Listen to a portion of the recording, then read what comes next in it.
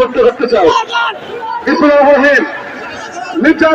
সভাপতিত্ব আজকের ঢাকা মহানগর আক্তার বিএনপির আমিনুল হকের নেতৃত্বে একটি বিশাল মিছিল দিলে দাবাদাবাদী হাতে রাখছেন।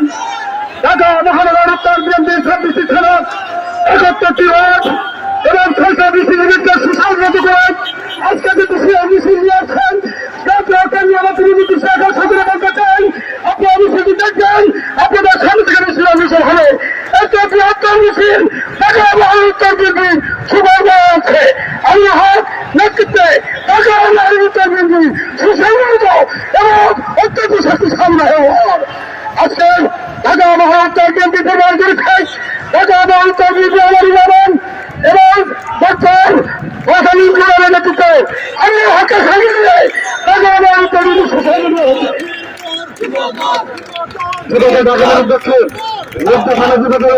মাসুদের নেতৃত্বে আমরা তাদেরকে ধন্যবাদ জানাই।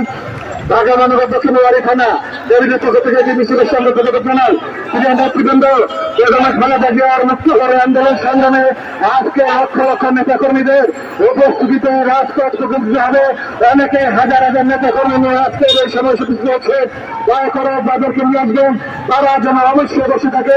মিছিল শেষ করে আপনাদের জায়গায় বসে করে মিছিল সফল করার জন্য আপনাদেরকে অনুরোধ করছে।